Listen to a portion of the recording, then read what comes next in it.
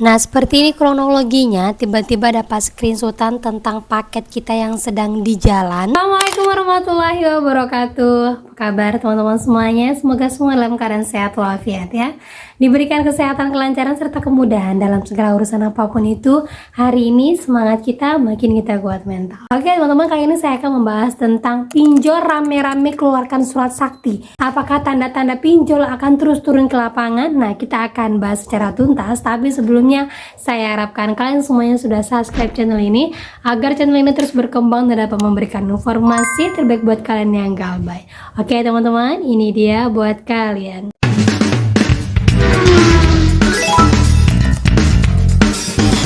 Oke teman-teman, sebelumnya saya mau bahas dulu yang lagi rame, penipuan pinjol ataupun scammer, yang mana banyak sekali orang tiba-tiba ditransfer dari pihak ketiga pinjol ataupun sebagai tempat penitipan uang pinjol, kemudian ditransfer ke orang-orang yang sama sekali nggak pernah menggunakan pinjol. Nah, kita baca informasinya. Beberapa waktu lalu ada juga isu gini, kok tapi aku juga kena, tiba-tiba masuk 4 juta ke rekening, pas di search dia bukan pinjol tapi yang suka transferin dana. Apa ini wey, gue nggak pernah pinjol. Dari PT Syaf Traco, mohon konfirmasinya. Dan tercatat di sini adalah loan auto CR otomatis terkirim 4 juta. Kemudian ada yang mengatakan bahwa loan itu pinjaman kak, kalau ada yang minta kembalikan datang ke cabang BCA untuk dikembalikan ke pengirim awal mbak, jangan ke rekening lain, bisa jadi itu modus mereka. Terus ada juga yang mengatakan dia itu ada perusahaan remittance kak, nama brandnya Instamoney, payment gateway buat disbursement pencairan. Jadi ini sebagai pihak ketiganya ibarat kayak Dana ataupun Flip ya. Dan ternyata bukan 1-2 orang yang kena, ada banyak lagi yang menyampaikan bahwa warga punten tiba-tiba di rekening masuk uang sampai 3 kali dari kemarin, belum sempat call BCA karena lagi di luar negeri. Baca-baca tweet orang katanya itu pinjol, padahal nggak ada minjem apapun. Harus bagaimana ya? Ada yang punya pengalaman. Nah, di sini tercatat dari PT Tri Usaha Berkat, ada nilainya ratusan ribu, kemudian dari store tunai, kemudian dari Tri Usaha Berkat. Nah, banyak mengatakan hati-hati, bisa jadi nih orang emang sengaja transfer untuk pencucian uang. Nah, itu dia teman-teman ya. Jadi hal pertama yang perlu kalian lakukan adalah sisihkan semua uang-uang pribadi kalian ke rekening lain dan tinggalkan sisa uang yang ditransfer saja, karena khawatirnya data kalian sudah bocor nih, sudah dipergunakan sama mereka dan rekening inilah yang terbaca sama mereka. Yang kedua, kalian bisa datangin perbankan, sampaikan sama bank saya dapat pengiriman uang seperti ini dari mana.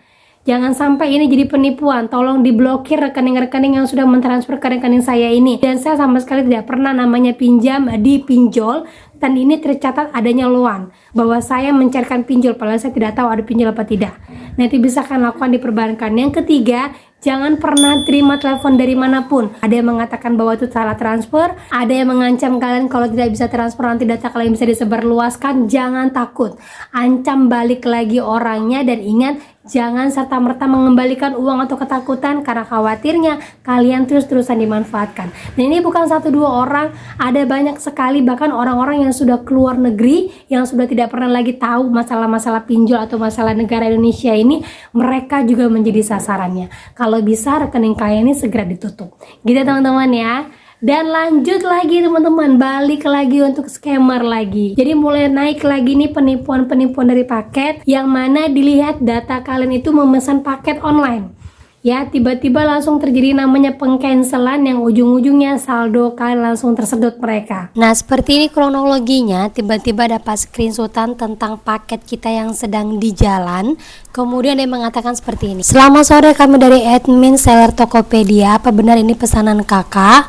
Nah, dia tahu ya pesanan kita, terus dia bilang, baik, mohon maaf kak, ini pesanannya dibatalkan dulu soalnya ini ada kesalahan dari produk yang dikirim, mungkin tertukar atau pemesan lain jadi yang terkirim barangnya beda. Kemudian dia langsung mengarahkan untuk konfirmasi pembatalan pesanan bisa dibatalkan kak, konfirmasinya lewat tautan refund Tokopedia, kami kirimkan di WA. Nah, bentuknya seperti ini, dia kirimkan link. Kemudian ada yang komen, saya pernah hampir ketipu modus paket tertukar, nanti endingnya mereka minta scan barcode, saldo di HP kita disedot habis. Terus ada yang bilang, tipu itu guys, please lah, kalau transaksi online kalau ada masalah Ya tetap harus lewat aplikasi, segala pembatalan suruh ganti alamat lah tetap harus lewat app marketplace itu. Kalau ada masalah ngeceknya juga di app, bukan manual lewat WA. Nah itu dia teman-teman ya, mau itu dari ekspedisinya kayak mau dari kurirnya kayak mau dari siapapun yang udah kirim link, jangan buru-buru buka, hati-hati sekali. Walaupun kalian tahu saya kayaknya ada deh beli ini, saya kayaknya ada deh beli ini, jangan takut, yang namanya kurir tidak akan ada konfirmasi pembatalan atau apapun. Yang bisa membatalkan itu adalah dari si penjualnya langsung, dan itu pun melalui DM untuk menghubungin kalian, bukan langsung via WA.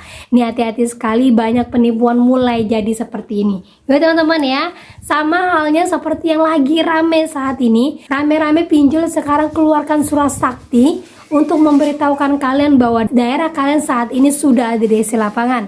Nah, kalau dapat surat seperti ini, apakah benar DC-nya akan turun? Nah, seperti ini surat saktinya. Kalau ini kan dari S-Pinjam, S-Paylater, yang dari dulu bentuknya masih seperti ini juga. Kemudiannya lagi rame lagi surat-surat peringatan dari Findaya. Findaya ini Gojek, GoPaylater, GoPinjam. Sekarang sudah mulai keluar surat somasi dan surat peringatan lagi. Sebelum-sebelumnya adem ayem, tapi semenjak CEO-nya ketangkap, mulai banyak lagi keluar surat-surat seperti ini. Gak mau ketinggalan juga surat dari Samir untuk pemberitahuan utang kita dan akan adanya DC lapangan yang datang. Banyak yang bilang, Mbak, DC lapangan Samir nggak ada. Jawaban saya ada, malah kantornya sudah mulai diperbesar saat ini. Belum lagi ada surat-surat peringatan yang datangnya dari WA. Seperti ini kata-katanya, yang mana menginformasikan tagihan kita sekian dan sekian. Ada yang bertanya, Mbak, ini kan surat peringatan itu tidak pakai kop surat, sah nggak? Jawaban saya tidak sah. Jadi kalau ada WA yang seperti ini, abaikan saja. Toh yang sah aja kita abaikan, pakai kop surat, pakai tanda tangan, itu aja masih kita abaikan.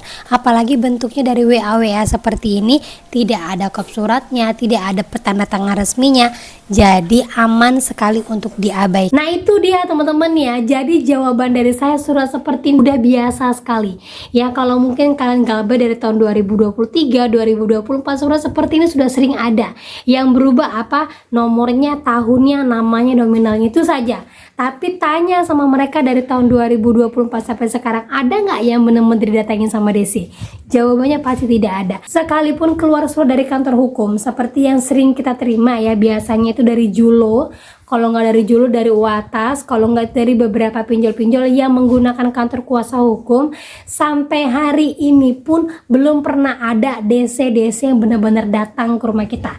Pasti jawabannya benar, ya kan? Karena apa? Yang seperti ini suratnya bersifatnya hanya sementara, peringatan 1, 2, dan 3. Kemudian akan ada lagi somasi dari kantor hukum 1, 2, dan 3. Dan tetap jatuhnya adalah apa? Hanya bunga yang terus bertambah, denda dan terus bertambah. Tetapi kuncinya adalah satu, kalau kalian galbay, denda, bunga, dan segala macam biaya ini akan bisa hilang. Yang penting kalian galbay dulu, kumpulkan uangnya, baru nego pokok. Nah itu yang benar.